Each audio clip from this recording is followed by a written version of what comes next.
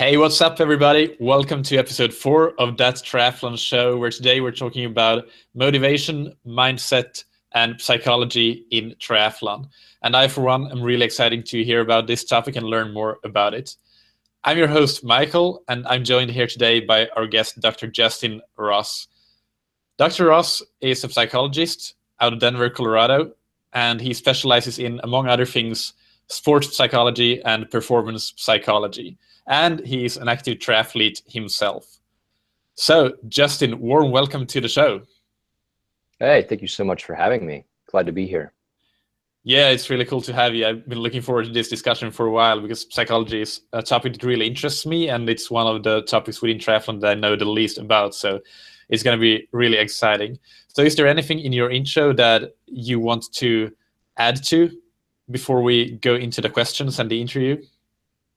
Yeah, so just a little bit about me. So yeah, my name is Dr. Justin Ross. I'm a clinical psychologist here in Denver, Colorado.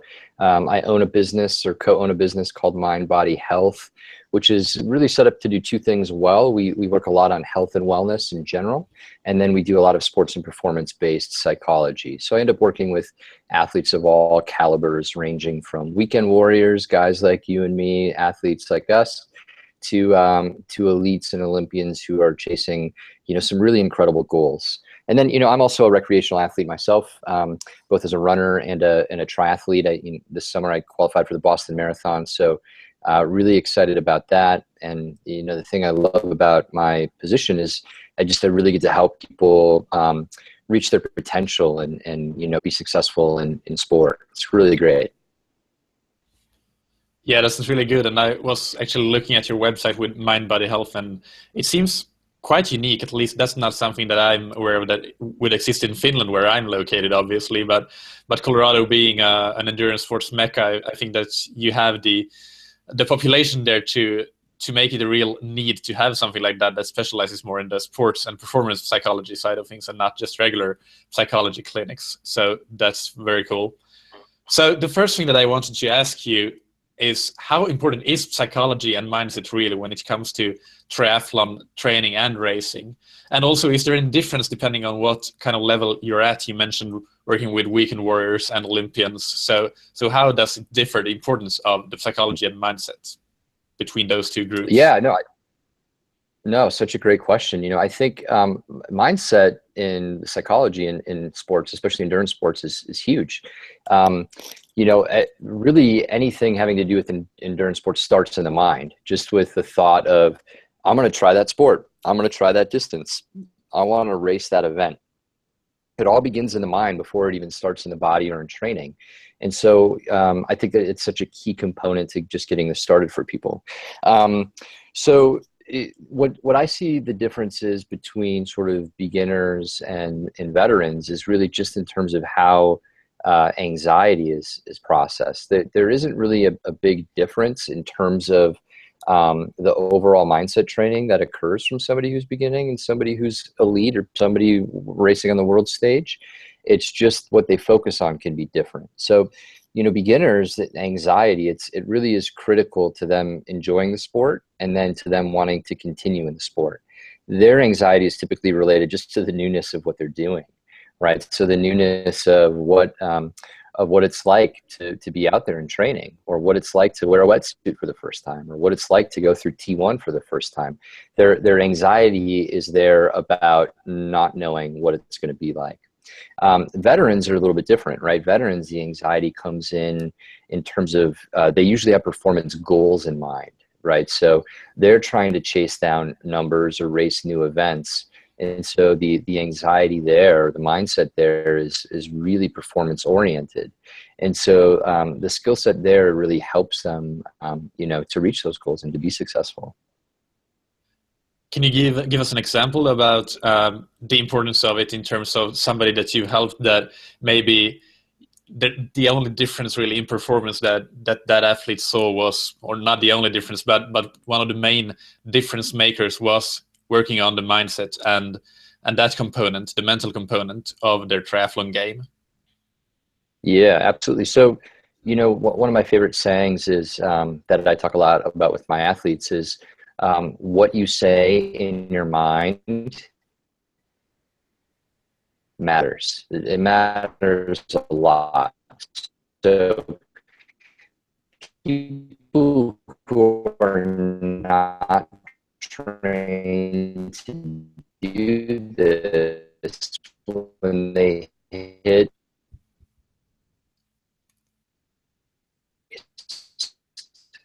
you know, excuse me, this is hard. This is uncomfortable. I'm not able to push through this. When those thoughts, comfort, slow down. Justin, I Positive, think, we'll push through it, yeah, right? That's a huge part of being successful in the sport.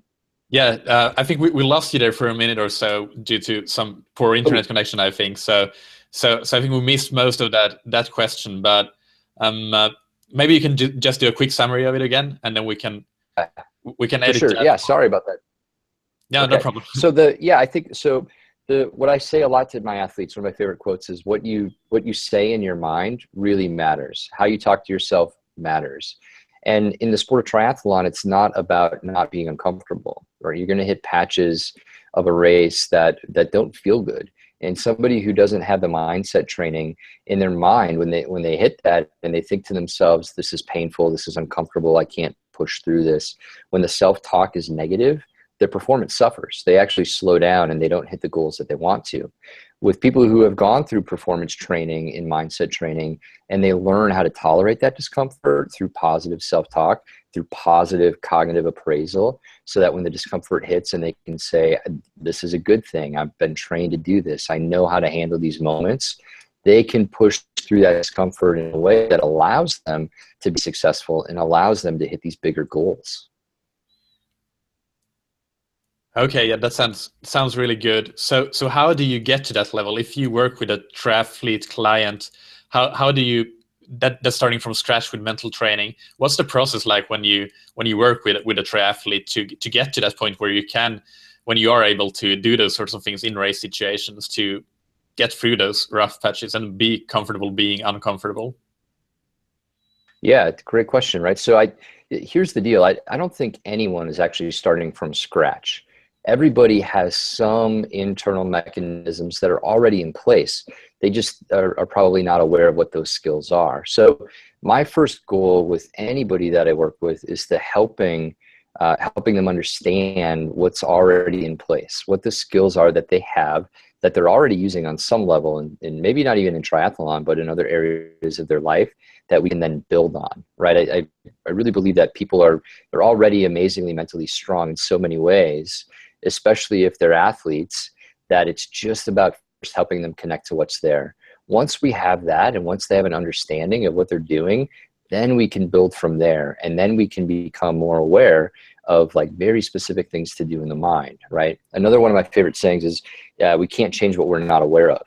So this process of generating awareness to your own thoughts and your own cognitive appraisals is a big part of that. And that includes both just sitting in my office or on a webinar, but also when you're in the pool or on the bike or getting your shoes on to go for a run, paying attention to what the thoughts are that are creeping through your mind, so that you have some ability to do something about it when it really counts. Right. Yeah, that sounds reasonable. So the next question that I have is about motivation, because that's also another thing that is a big problem for many, that maybe they are really motivated for a while, but then once the newness of the sport rubs off, then they get demotivated, or after working towards a big goal, that's another point in time when athletes can get really demotivated. So how do you work with athletes on motivation? Yeah, what's funny is, I think, and you're absolutely right, that motivation lapses can certainly happen. But a lot of triathletes I know they're like the most motivated people on the planet, and they amaze me. They balance, family life with work life with training, and they tend to do it all very successfully. And so motivation lapses happen for them just as they happen for all of us. And so the first step there is, if there is a motivation lapse, it's about reconnecting to the why in the first place, right? Understanding the importance of this in your life. And for everybody, that's different, right? Getting to Kona for some people is a huge deal, and they're willing to make major sacrifices for that. For other people, just crossing the finish line in a sprint distance for the first time is really motivating. And so what happens is we lose sight of that through the course of a training cycle or just through the course of life. And so again, it's about really helping people connect back to the why, the underlying basics and beginnings for this, and helping them see that clearly so that they can then kind of scaffold or build their life around that in order to obtain those goals. Do you have any tricks or any methods that you use to get to your why? Do you advise your athletes to think about it and write it down and put it up on the fridge or something like that? Or any specific methods that you like to use? Yep. Yeah, I think so. It's really about goal setting, right? The crisper the goal, the clearer it is, the more specific it is, the more likely you are going to be willing to work for it, right? So I think what can get a lot of people into trouble is they have really loose goals, right? Yeah, it'd be really cool to just finish this distance, but finishing it maybe doesn't mean all that much to me. Or going to this race, it sounds great, I think that would be cool, but I don't really understand why. So like really making that specific, right? About why that race matters, about what kind of time goal they're shooting for and why that's important, and to be as clean and as crisp about it as possible can really help, right? That can help them pull back on motivation. So in the moment or in the morning when it's cold and it's dark and it's another day to hit the pool and people don't want to, they have something in their mind to go to, right? To say, oh yeah, this is going to help me build to reach that goal. And that goal is really important to me because of reason A, B, and C. Without those bigger goals and the understanding of why they're important, yeah, it makes it easy to be, lackadaisical in training or to miss workouts. And then to feel bad about missing workouts. Yeah, so continuing talking about goals, that's really interesting what you're saying there. Do you have any advice for how big a goal or how challenging a goal should you set? Should it be well within your reach, or should it be something that you're kind of uncomfortable with, that you're not really sure that you have a great chance of achieving, or what do you advise on that? And the other thing that I'd like to ask about goals is how for the timeline of it, how far out can you have a goal, and should you have multiple, one that is more long-term and some that are short-term, or how do you structure your goal setting? Yeah, all great questions. And again, I think it varies based on individual and based on length of time in the sport. So pretty much any beginner that I work with, I recommend the goal is to finish, right? The goal is to finish and to feel good about it. And the goal is to have fun and to enjoy the sport, right? What I see happen for a lot of beginners is they set an arbitrary time goal that really means nothing, right? They pulled it out of thin air. They pulled it off of something they read on the internet, and it may be completely unrealistic for them. And that then can create a lot of angst and a lot of pressure for people, especially if they miss. So hungry work full can become a little bit more realistic. One of the things I really advocate a lot for is working with coaches, because coaches can dial that in. They're the ones that really understand the physiology in terms of what you can and can't do, and then can help you create goals that are meaningful. Now, that said, goals that are too easy don't work. There need to be a little bit of stretch goals, right? Goals that are just beyond that comfort level, that give you that incentive to work hard and to push. I think every race should have kind of a series of goals, right? The A, B, and C goal. So A goal being like, yeah, the stars aligned, the weather's perfect, training went really well, I can really gun it and really go for this amazing goal. And then the B goal is kind of that, that within reach, satisfied with. That's a good breakdown, really good breakdown.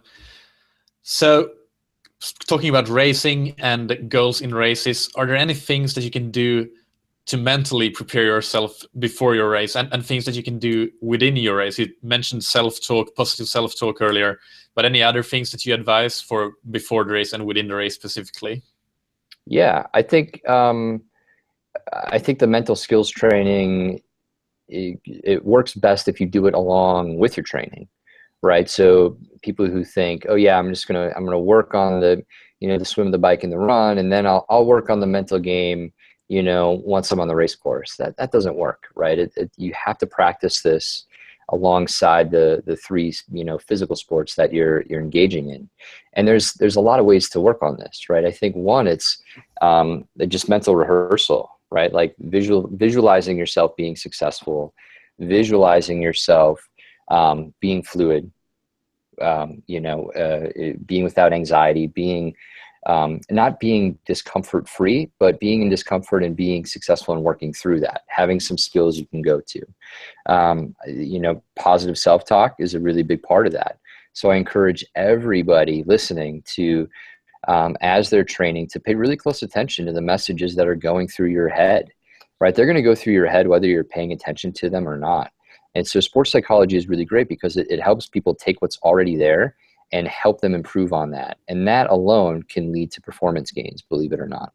And then the third thing I think is really important is, working on calming the stress response in the body. And this is through sort of mindfulness and meditation, that, a big part of how we build our systems is we stress them, right? We stress them through exercise, and then we have appropriate recovery. Mindfulness and meditation can aid in that recovery process and keep, stress and anxiety hormone levels at a place that allow us to have our body do what it's designed to do, which is recover, to promote us to go further, to go faster, to be more dialed in. Right. That's really, really interesting take on it, and many useful tips. So visualization was one topic that I want to go back and dig a little bit deeper into. So you mentioned visualizing yourself being fluid and dealing with the uncomfort. And is that something that you do it both in training, and do you do it outside of training as well, or how does that work? Yeah, both, right? So in a lot of ways, your mind is the driver for this. So when you're not training and you're thinking about your sport, which as athletes we end up doing a lot, is we think a lot about our performance and what we're up to. Those are the moments where you just try to picture yourself moving fluidly, right? Like when we're tense, right, we don't perform well. And so we have to picture that in our mind, right? That we're running with good mechanics, we're running fluidly, that our swim strokes are nice and even, and we're not tense.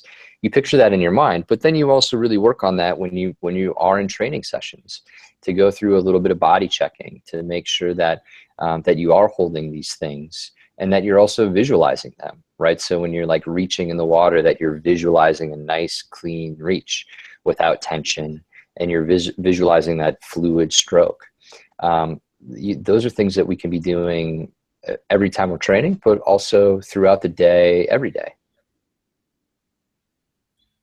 Okay. And do you also visualize your race in outside of training or within training to how you're going to execute the race on race day? Or is that something that you prescribe to your athletes? Absolutely. Yeah. So there's ways to practice that, right? Whether it's your, like you're picturing the bike leg of your race while you're on the bike, and you're picturing yourself in a way of how you want to be, right? So visualization is great because that's what it's all about, is how you want things to be, or how you want to be able to respond, right? And one of the things that we can get into trouble with is if we focus too much on having everything go right, and we're not prepared for when things don't go right. That's when people fall apart. 9 out of 10 race days, there's going to be something that happens that is not ideal. And so a big part of visualization is picturing that. Okay, if something happens, how are you going to handle it, right? If you start feeling uncomfortable early, how are you going to deal with that? Picturing yourself being able to respond in a healthy, adaptive, proactive way that gets you to your goals is such a big part of this. Very good, very good. So if we want to wrap up this whole motivation, mindset, and psychology in triathlon with giving the listeners and the viewers some very actionable advice, something that they can take away now and apply in their own lives and their own training and racing, how would they start implementing these things that we've been talking about in a specific way in their triathlon? Yep. So the first thing, which I've said, a couple of times already, is paying really close attention to what's going on in your mind. And a lot of triathletes we're really great at keeping training logs, right? Detailed training logs. We log our hours, we log our distances, we log our watts, we log our times. But what we don't log is the mental side, right? We're not logging the thoughts that are going through our head throughout our workouts. So this is a really helpful way to get that started. So I encourage everybody, as you're logging your workouts, to put in the thoughts that were there as well. It starts to give you a nice track record, right? To go back and to see what's really going on upstairs that you can then start to work on, right?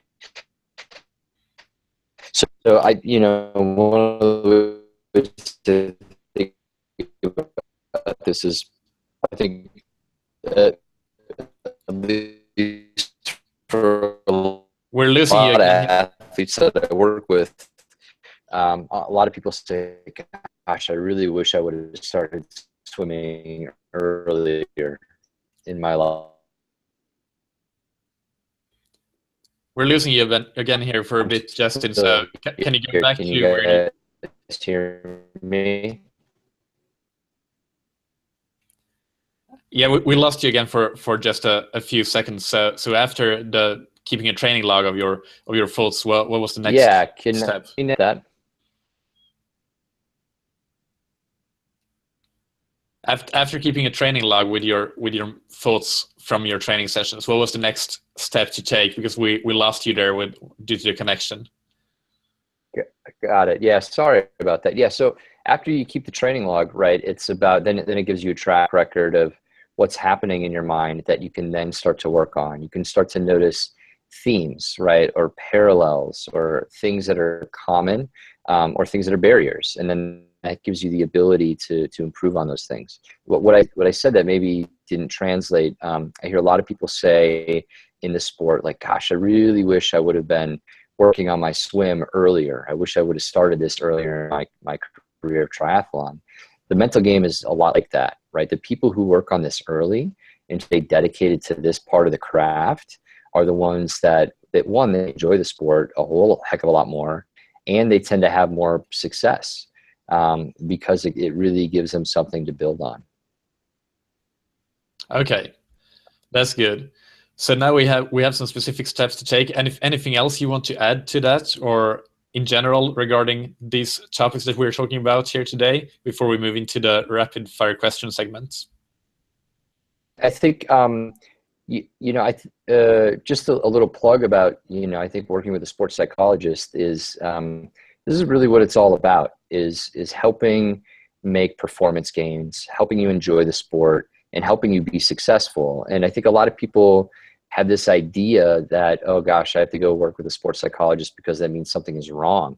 I think it's like quite the opposite. Like, I think the beauty of this science is that it helps people continue to be successful and make them more successful. So, if there are people in your community, people that you can outreach to work with, I really recommend it. A lot of times people can come in for one meeting or two meetings, and that alone can really help people. So this isn't something that should be feared. It should be something that is embraced and acknowledged, can be tremendously beneficial to helping people be successful. Excellent. Yeah, I couldn't agree more. Even though I haven't worked with a sports psychologist, I know people who have and got only good things to say about it. And I would do that myself, but at the moment I'm spending enough on coaching and all things around it. So definitely at some point though, and really the value of psychology and the mental game is massive. I can tell you about a trick that I've been using recently that seems to be working really well for me, and you can tell me your thoughts about it. I have a Post-it note on my fridge, and also next to, or on the wall next to my desk, with the number 100 on it, and that represents the percent that I'm going to give in each and every session. And that doesn't mean that I go all out all the time, but I'm going to do 100% give 100% of my ability to perform that session to the maximum of my ability, basically. And when things get tough, I really visualize that note with the 100 in front of it, and I'm thinking to myself that, am I really doing the best that I can at this moment, or can I do a little bit better? What do you think about that? I think that's great, right? And it's great for so many reasons, right? It's a very clear thing in your life that helps you stay focused, and it's a visual thing, right? And that works really, really well for people, and people do all kinds of variations of that, whether it's, you know, like the M dot, or it's 140.6, whatever it may be. But what I like about yours is that it's very moment by moment training, day specific. And you're right, it doesn't mean 100 doesn't mean going up 100% hard all the time. It means, like, when you have a recovery day, that you're dominating the recovery day by being 100% recovery focused, which for a lot of us is really hard. You know, if you're heart rate training and you're only going like 120 beats per minute, like, that's really hard to have the restraint to keep yourself going slow. But that reminder, that's it. Like, win the day, win that session, be 100% focused in on it, knowing that I think this is the other part of that for you, is knowing that if you do that, that stacks up, that builds up over time, and that's going to ultimately lead to your success. So I think that's great. I want everybody to be doing something like that. That's good to hear. Yeah, and exactly. That's the compound effect. That's really what I'm trying to get here with as good sessions as possible, as often as possible. So let's move into the rapid fire question segment. So these are fast questions and fast answers. So are you ready? Okay. Yeah, let's do it. Okay, so what's your favorite book, blog, or resource related to triathlon or sports psychology? Yeah, so right now it's podcast. Actually, it's Michael Gervais. He has a podcast called Finding Mastery. He's a sports psychologist here. He works with the Seattle Seahawks in the NFL, and his podcast is really great. It's all peak performance stuff, really good tips, really fun to listen to. I recommend everybody check that out. Definitely gonna check that out. I'm a podcast junkie myself. What's your favorite piece of gear or equipment? Yeah, so right, triathlon, man, we love our gears. We're gearheads. There's all kinds of cool stuff. This is going to sound silly. Favorite piece of gear, it's actually, I think about like the body as like the greatest piece of equipment we're ever going to own. And if you learn it, if you understand it, you can work on it. And that is going to be the biggest success you have in the sport. Greater than the latest wetsuit, greater than the newest power meter. So I'd have to say the body. I know that sounds maybe kind of silly, but I think that's true. No, I like it. It's a good answer.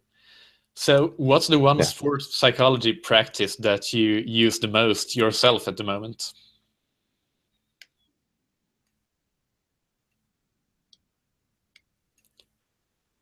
Yep, I want to make sure you still have me.